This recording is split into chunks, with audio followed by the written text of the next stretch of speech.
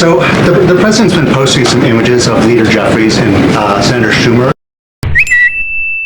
I saw. Recently, you've said that you're interested in good faith negotiations with these leaders, but what message does that send? Is it helpful to post pictures of Leader Jeffries in a sombrero if you're trying to have good faith talks with him?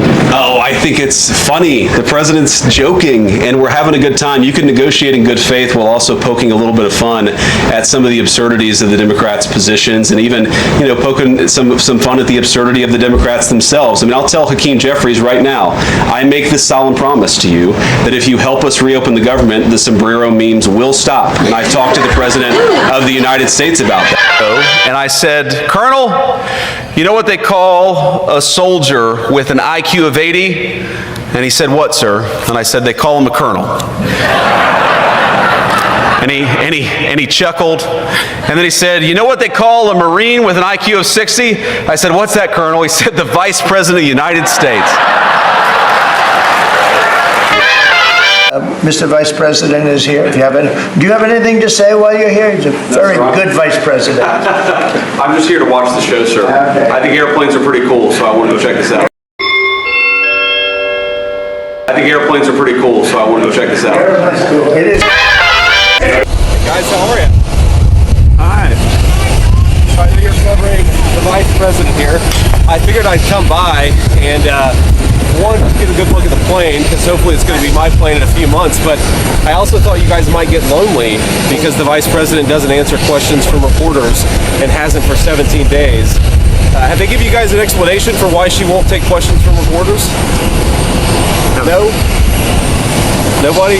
Okay, great. Well, I hope that she changes her mind, because it'd be good for the American people, and I think it'd be good for you all if she actually ran a real campaign instead of one from a basement with a teleprompter. So, have a good one, guys. So it's very interesting. Go ahead. Are you going to retaliate against me? And by the way, I have to speak of inflation. I love these socks. What's with these socks? It's in honor of the T-shirts. I'm trying to stay focused, but I'm very impressed with the VP's socks. And Jasmine Crockett. Oh, Jasmine Crockett.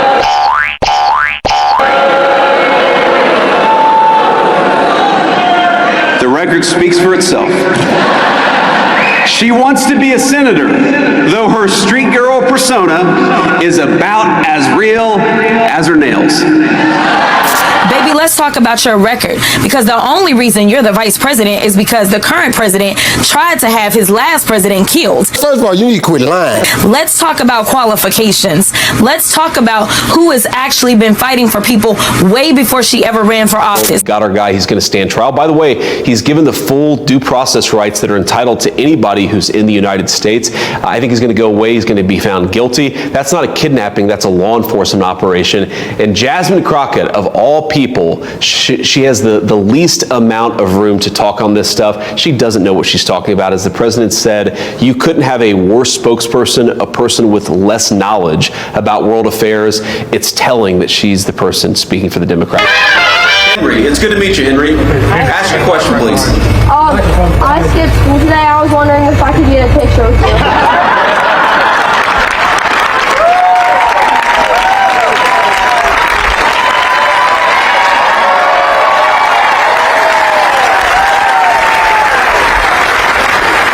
Henry said, I skipped school. Can I have a picture with you? Well, I guess you got to have some excuse to skip school, so I might as well get a photo with Henry.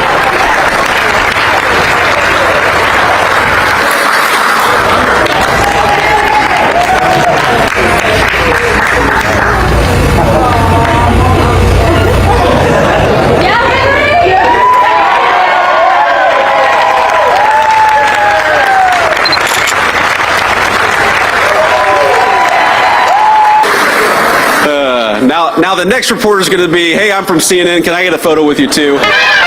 Win the war on drugs if Americans love cocaine. That's the one big pushback I've gotten, is when I criticize the Venezuelans for trafficking cocaine. You had a lot of people say, we don't like fentanyl, but some people do like cocaine. Unfortunately, cocaine is a very bad drug. You can't even do cocaine in this country anymore, you know? And that seems like a crazy thing to say. And Don't say that. Don't say that. But I said it. But yeah. But don't say that anymore. For all the people that love cocaine, I am sorry. The President of the United States does not love cocaine. We encourage you to go to rehab, and we're going to keep on pursuing America's interest. Are you baking cakes again, son? Sono onorata di accogliere a Palazzo Chigi il vicepresidente degli Stati Uniti d'America, JD Vance, che non vedo da un sacco di tempo. Come sapete abbiamo avuto un fantastico incontro ieri alla Casa Bianca a Washington e questa presenza è un'altra grande occasione per rafforzare la nostra cooperazione bilaterale, molti temi dei quali abbiamo discusso nella giornata di ieri. And so we are proud to have this special relation with US and with this administration. Great. Well, thank you, Prime Minister Maloney. It's wonderful to see you again.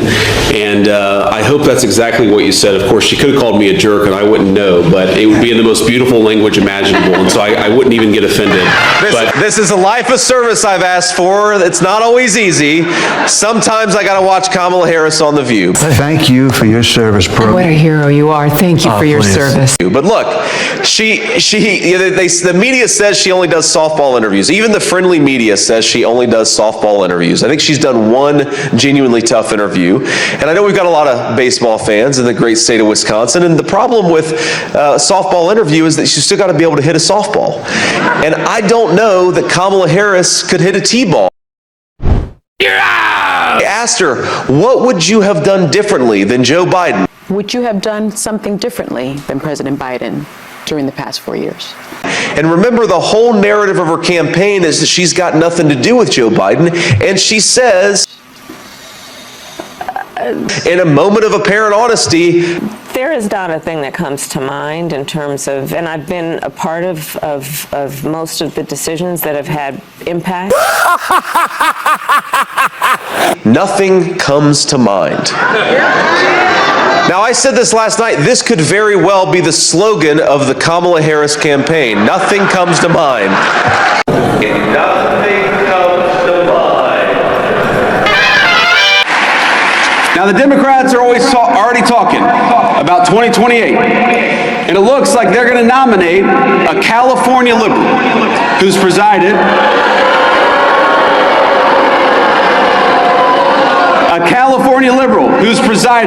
over rolling blackouts, open borders, and unchecked violent gangs.